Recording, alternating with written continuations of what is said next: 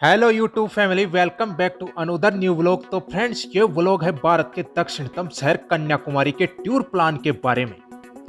तो इस व्लॉग में मैं आपको बताऊंगा कि खूबसूरत शहर कन्याकुमारी में कैसे जाया जाए, वहां पर कहां रुके, खाने पीने के लिए क्या क्या मिलेगा, कितने दिन का टूर प्लान होना चाहिए, वहां पर कौन कौन से स्पॉट्स हैं जो देखने लायक हैं और कितना खर्चा बैठ जाएगा।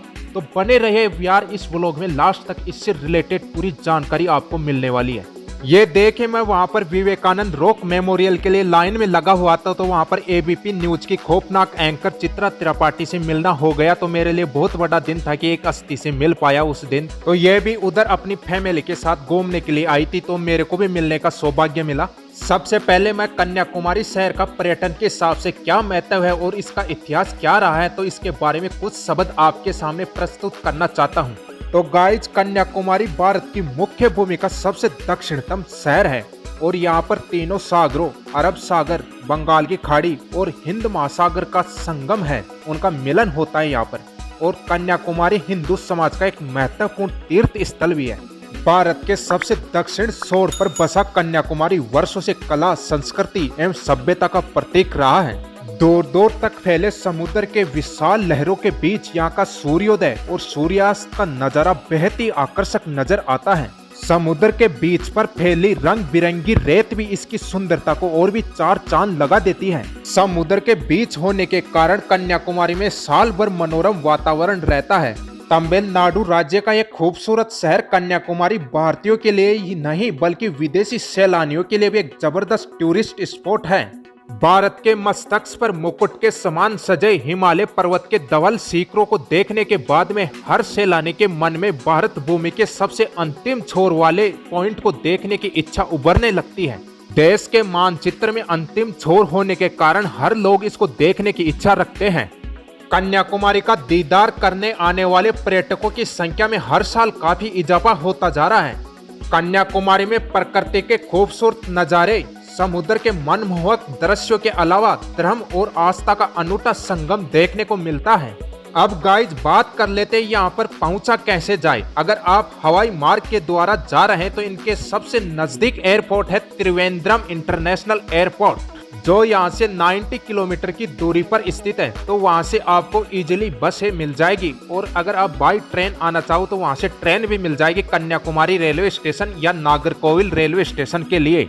अब फ्रेंड्स, बात कर लेते हैं, अगर आप यहाँ पर बाई ट्रेन जाना चाहते हैं तो इसके सबसे नजदीक रेलवे स्टेशन है कन्याकुमारी रेलवे स्टेशन, जो कन्याकुमारी का विवेकानंद रॉक मेमोरियल है, सबसे पहले नंबर पर आने वाला टूरिस्ट स्पॉट वहाँ से 900 मीटर की दूरी पर स्थित है। कन्याकुमारी के जो टॉप टूरिस्ट स्पॉट है और सबसे दक्षिणतम पॉइंट है केप कोमोरिन, वो इस स्टेशन के आसपास ही है। सब कोई 800 मीटर की दूरी पर है, कोई 900 मीटर की दूरी पर, कोई 500 मीटर की दूरी पर। तो मैं एक लिस्ट में सबको बाद में बताऊंगा भी। तो इंडिया के मोस्टली जो बड़े बड़े शहर हैं वहां से कन्याकुमारी के लिए रेल मिल जाती है कन्याकुमारी स्टेशन के लिए। अगर फिर भी नहीं मिलती है आपके किसी शहर से तो इसके सबसे नजदीक मेजर रेलवे स्टेशन है नागरकोविल जंक्शन, जो यहाँ से 15 किलोमीटर की दूरी पर स्थित है। तो यहाँ से लगभग हर शहर के लिए इजीली ट्रेन मिल जाती है। अगर आप नागरकोविल जंक्शन पहुंचकर यहाँ पर आना चाहते हैं तो वहां से नागरकोविल बस स्टैंड, जो स्टेशन से लगभग 500 मीटर की दूरी पर है, तो तमिलनाडु गवर्नमेंट की बसें मिल जाएगी। तो आप यहाँ पर आकर के बीच, Vivekananda rock memorial, Thiruvalluvar statue आदि देख सकते हैं। अभी आपको सारी डिटेल भी बताई जाएगी यहाँ के टूरिस्ट स्पॉट्स के बारे में। और तीसरा ऑप्शन है बाय बस। तो कन्याकुमारी सड़क से वेल कनेक्टेड है सभी शहरों से। अगर आप कोई भी बड़े शहर से साउथ के अंदर बस लेना चाहे कन्याकुमारी के लिए तो इजीली नॉन एसी और एसी बसें मिल जाएगी, जैसे मदुरई, तिरुवनंतपुरम, तिरुचिरापल्ली, चेन्नई, रामेश्वरम, कोयम्बटूर, बेंगलोर, सभी बड़े बड़े शहरों से इजीली बसें मिल जाती है। और फ्रेंड्स, अब बात कर लेते हैं यहाँ पर रुके कहाँ। तो कन्याकुमारी में बहुत सारे अच्छे अच्छे मीडियम लेवल के होटलें और लॉजेज हैं, तो आप अपनी पसंद के अनुसार वहाँ पर ले सकते हैं। तो लॉजेज का मिनिमम किराया 500 रुपये से लेकर के स्टार्ट हो जाता है और जितना आगे चाहिए आप ले सकते हैं। कन्याकुमारी बीच है, उसके आसपास काफ़ी सारे होटलें, तो आप ऑनलाइन बुकिंग कर सकते हैं या फिजिकली जाकर भी बुकिंग कर सकते हैं। तो मैंने क्या है कि यहाँ पर 2 नाइट्स के लिए होटल बुक किया था जिसका 600 रुपये पर नाइट का था, तो 2 नाइट्स का 1200 रुपये हुआ था। तो मैं दिखा दूंगा, अच्छी खासी होटल थी वो भी, तो देख लिए इतने सस्ते में अच्छी होटल मिल गई थी मेरे को, तो आप भी ले सकते हैं अपनी इच्छा के अनुसार।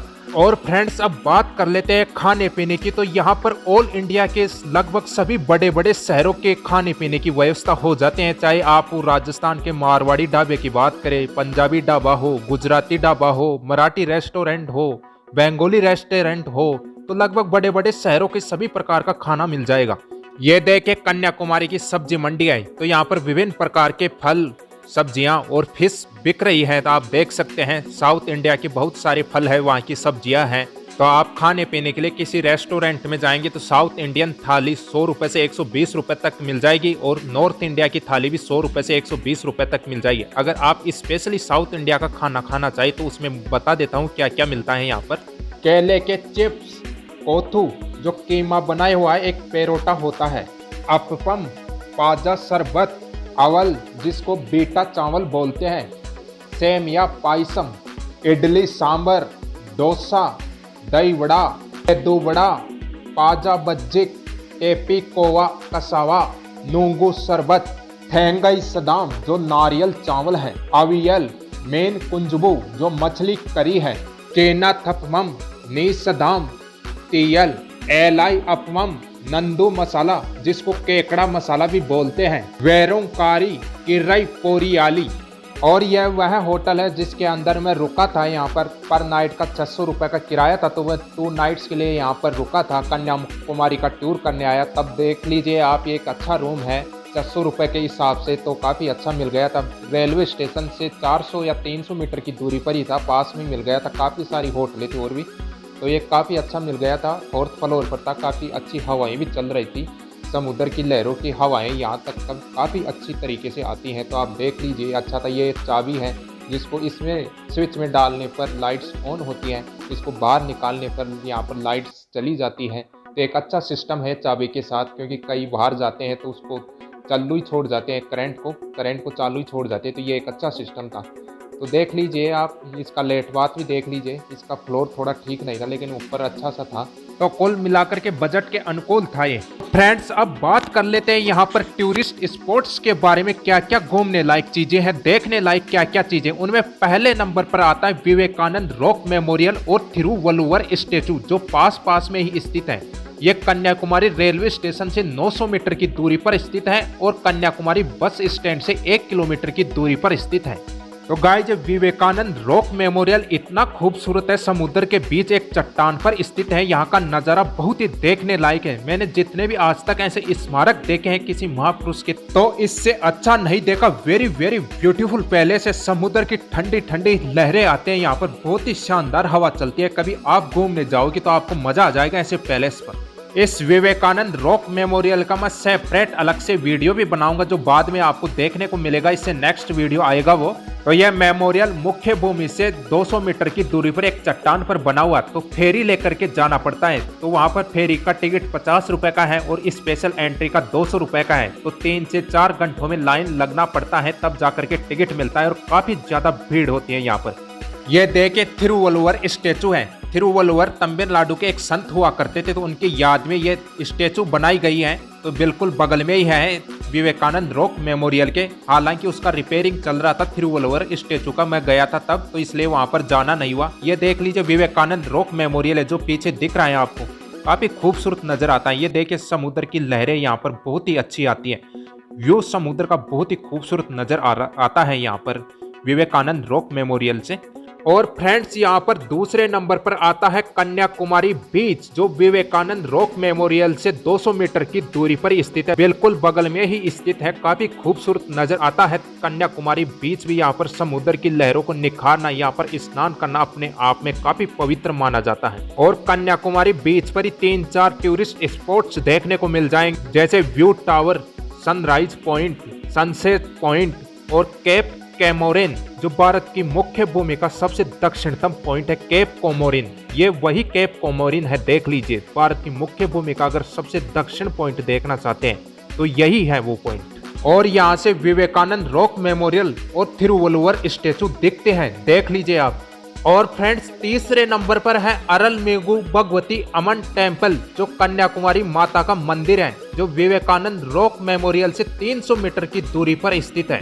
और इस मंदिर के ओपनिंग टाइम की बात करूँ तो सुबह 4:30 बजे से लेकर दोपहर 12:30 बजे तक, और दूसरा पहर होता है शाम 4 बजे से लेकर रात 8:30 बजे तक। तो यहाँ पर अगर घूमने के लिए आए, टूर पर आए, तो इस मंदिर में दर्शन करके जरूर जाना चाहिए। ये 52 शक्तिपीठों में से एक है, तो यहाँ पर माता के दर्शन करना अपने आप में काफी पवित्र माना जाता है। और फ्रेंड्स फोर्थ नंबर पर आता है वट्टाकोटाई फोर्ट, जो कन्याकुमारी रेलवे स्टेशन से 6 किलोमीटर की दूरी पर स्थित है और विवेकानंद रॉक मेमोरियल से 6.9 किलोमीटर की दूरी पर स्थित है। अगर इसके ओपनिंग टाइम की बात करूँ तो सुबह 10 बजे से लेकर शाम 4:25 तक खुला रहता है। अगर इसके टिकट प्राइस की बात करें तो 25 रुपीज का टिकट है। अगर आप वीडियोग्राफी करना चाहते हैं तो मोबाइल फोन का 20 रुपए का चार्ज है और DSLR कैमरा का 50 रुपए का चार्ज है। और फ्रेंड्स इस लिस्ट में 5th नंबर पर आता है पद्मनाभपुरम पैलेस, जो कन्याकुमारी रेलवे स्टेशन से 33 किलोमीटर की दूरी पर स्थित है और विवेकानंद रॉक मेमोरियल से 34 किलोमीटर की दूरी पर स्थित है। अगर इसके ओपनिंग टाइम की बात करूँ तो सुबह 9 बजे से लेकर शाम 4:30 बजे तक खुला रहता है। और इसके एंट्री टिकट की बात करूँ तो 40 रुपीज का टिकट है और छोटे बच्चों के लिए 10 रुपीज का टिकट है। अगर आप वीडियोग्राफी करना चाहते हैं तो मोबाइल फोन से 20 रुपीज का चार्ज है और DSLR कैमरा से 50 रुपए का चार्ज है। और फ्रेंड्स इस लिस्ट में 6th नंबर पर आता है मायापुरी वैक्स म्यूजियम, जो कन्याकुमारी रेलवे स्टेशन से बाहर निकलते ही आ जाता है, एकदम पास में ही है। तो अपनी नामी अस्थियों के साथ इसमें सेल्फी ले सकते हैं, क्योंकि रियल में इनके साथ सेल्फी लेने का इतना टाइम तो नहीं मिल पाएगा, लेकिन इसमें स्टेचू बनी हुई है बड़ी बड़ी अस्थियों की, तो इनके साथ सेल्फी वीडियो बना सकते हैं। और 100 रुपीज का इसका टिकट है। और इसके ओपनिंग टाइम की बात करूँ तो सुबह 8 बजे से लेकर शाम 5 बजे तक खुला रहता है और इसके अंदर घूमने में ज्यादा टाइम भी नहीं लगेगा, 15 से 20 मिनट के अंदर आप इसको कवर कर सकते हैं। और फ्रेंड्स इस लिस्ट में 7th नंबर पर आता है तिरुपरपु वाटरफॉल्स। आय हाय, इसका तो क्या नजारा है। यह कन्याकुमारी रेलवे स्टेशन से 58 किलोमीटर की दूरी पर स्थित है। यहाँ पर जाने के लिए आपको कन्याकुमारी बस स्टैंड से तमिलनाडु गवर्नमेंट की बस मिल जाएगी। अगर वहां से नहीं मिलती है तो आप 20 किलोमीटर दूर स्थित नागरकोविल बस स्टैंड पर जाइए, वहां से डायरेक्ट बस मिल जाएगी इस तिरुपरपु वाटरफॉल्स पर जाने के लिए। बस से यहां पर पहुंचने के लिए करीब 1.25 घंटे से 1.5 घंटे का टाइम लगेगा। अगर आप कन्याकुमारी के टूर पर गए हैं तो इस तिरुपरपु वाटरफॉल्स पर नहीं गए तो कहाँ गए। बाकी tourist spots Vivekananda rock memorial के आसपास ही थे, कन्याकुमारी बीच के आसपास, लेकिन ये थोड़ा दूर पड़ता है, तो इसके लिए अलग से टाइम निकालना होता है। और फ्रेंड्स अब बात कर लेते हैं यहाँ पर घूमने के लिए कितने दिन का टूर प्लान होना चाहिए। अगर आप तिरुपरपु वाटरफॉल्स पर नहीं जाते हैं तो आपको मैक्सिमम 2 डेज चाहिए यहाँ पर घूमने के लिए। अगर आप तिरुपरपु वाटरफॉल्स पर भी जाना चाहते हैं और किसी अनोदर वाटरफॉल्स पर भी जाना चाहते हैं जो इससे भी दूर है, तो आपको 3 डेज तो रखने ही चाहिए मिनिमम, क्योंकि वह कन्याकुमारी शहर के अंदर आसपास की चीजें जो पास में है 2 डेज में हो जाएंगे लगभग पूरी। अगर आप बाहर किसी वाटरफॉल्स पर जाना चाहते हैं तो आपको एक्स्ट्रा डेज लेना पड़ेगा, क्योंकि वो दूर पड़ते हैं। तो फ्रेंड्स अब बात कर लेते हैं, आप इन टूरिस्ट स्पॉट्स पर घूमना चाहते हैं किसी ऑटो के द्वारा, तो ऑटो वाला आपसे कितना लेगा। अगर आप विवेकानंद रॉक मेमोरियल, कन्याकुमारी बीच और कन्याकुमारी माता का मंदिर इसके आसपास ही घूमना चाहते हैं तो आपसे ऑटो वाला लेगा 600 से 700 रुपए। अगर आप तिरुपरपु वाटरफॉल्स पर भी जाना चाहते हैं तो आपसे 1300 से 1400 रुपए लेगा ऑटो वाला।